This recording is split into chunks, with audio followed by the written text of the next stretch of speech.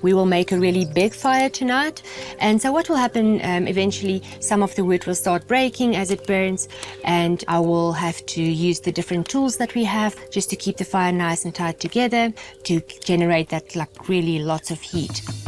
So we'd initially build the fire and then set it alight. We also ask people to set an intention as to why they're going to walk. So just like we set an intention why they want to walk. So is it conquering fear? Is it maybe something that they want to break through? And then we get them to write it down on a piece of paper, which they then wrap up and then put into the wood. Everybody just connects with the fire and connects and watches their intention be released and be burnt. And then we go and take them into the beginning of the next part of the process. And this is really where we start to share stories, both personal stories, so stories in terms of, so for example, why I walk on fire and my first connection with the fire and what it's done in my life, and then kind of sharing other stories. So we'll start to go into concepts. We'll talk about what fear is and why we would want to walk on fire. So we're really giving people something to think about.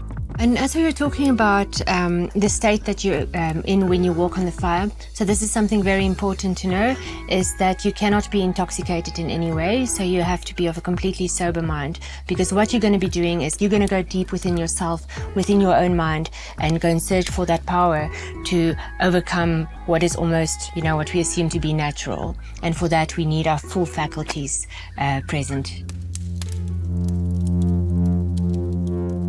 Towards the end, when the coals are ready, we will go back to the runway and we'll start laying the ice or the popcorn on the runway. Kerry will pack the runway. So we have bought grass. We bought 8 square meters, which is a little bit more than what we need, but we like to be safe.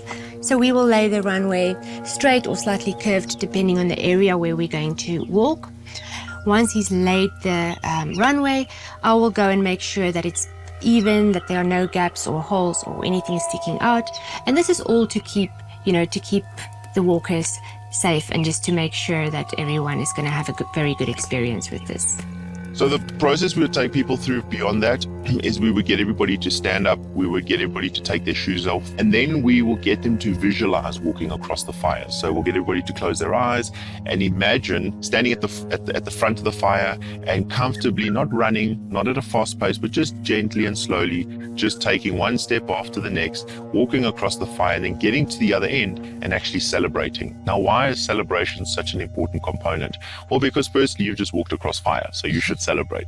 In addition to that, anytime we've achieved something momentous in our lives, it's important to celebrate, because that's how we anchor it. And once we've anchored it, that's something that you can draw on. Every time you look back on that momentous occasion, you're going, okay, well, that's how I actually can move through this or conquer this situation in my life.